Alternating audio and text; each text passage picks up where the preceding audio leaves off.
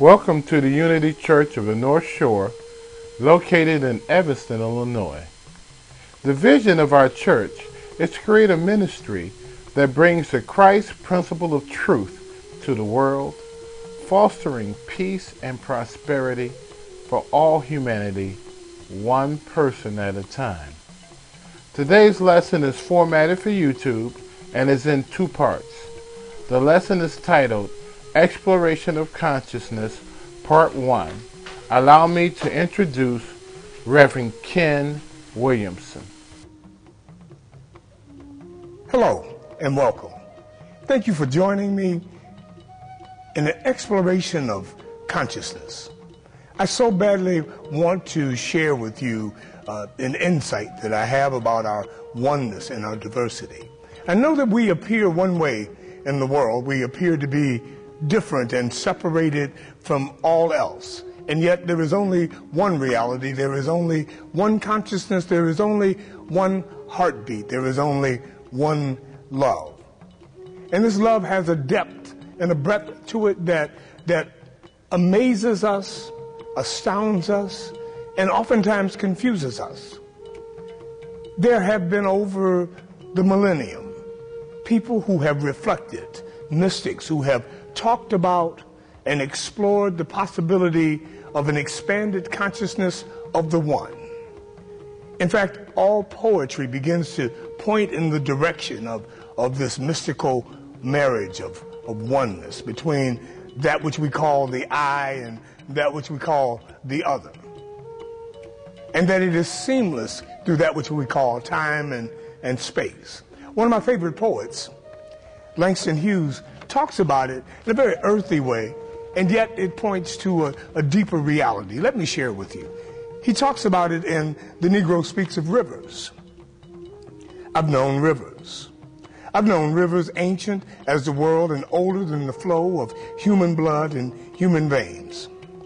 My soul has grown deep like the rivers. I bathed in the Euphrates when the dawns were young.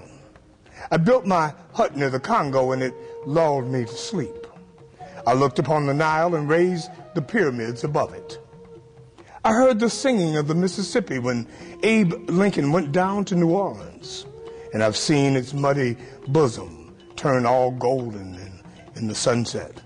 I've known rivers, ancient, dusky rivers. My soul has grown deep like the rivers. He is expressing, in my estimation, the one consciousness, the one mind, the one heart, the one reality. And yet I recognize that we are enculturated to believe and experience something quite different. All of the Abrahamic religions, that is Judaism, Christianity, and Islam, set up a notion that we are always and ever will be separated from the allness of God, as if there could be a duality in the cosmos.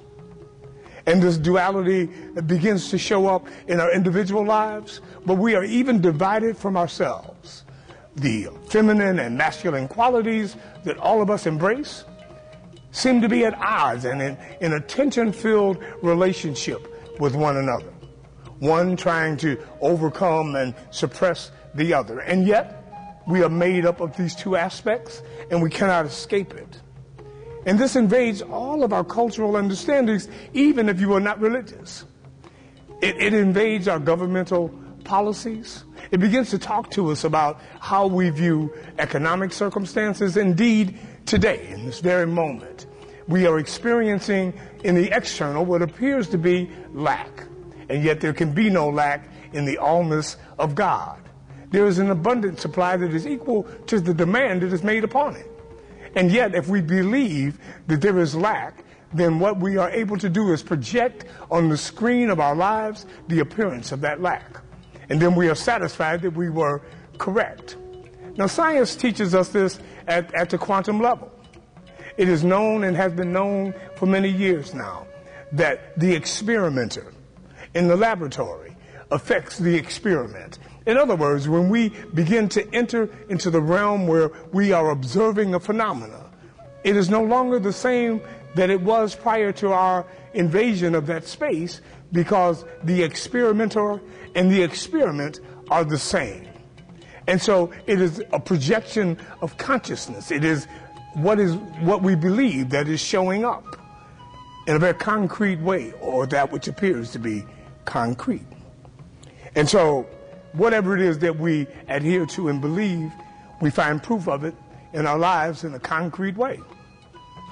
I'm often reflective about a story that I was told once about a young man who was convinced as a child that he was the greatest baseball player that ever played baseball.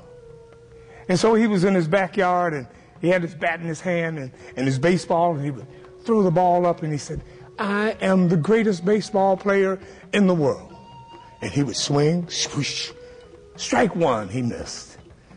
Undaunted, he took the ball in his hand again and threw it up and said, "I am the greatest baseball player in the world."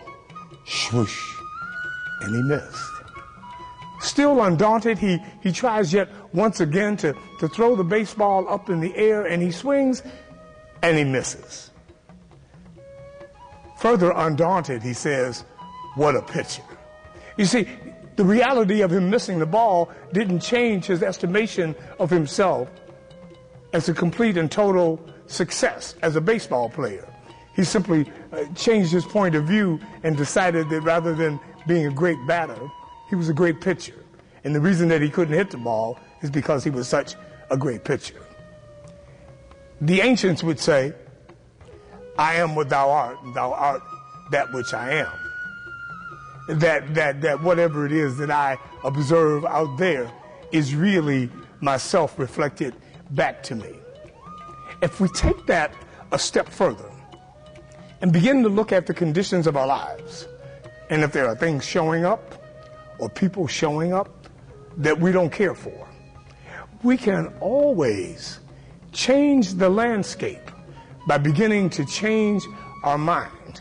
But this takes more than an articulation of something that we wish would show up. You see, our consciousness is not fooled. My simply saying that I believe something won't change it. My saying it and believing it, my saying it and believing it, my saying it and having faith in it ensures that it shows up. We invite you to contact us. Unity Church on the North Shore is located at 3434 Central Avenue in Evanston, Illinois, 60201. Our senior minister is Reverend Ken Williamson.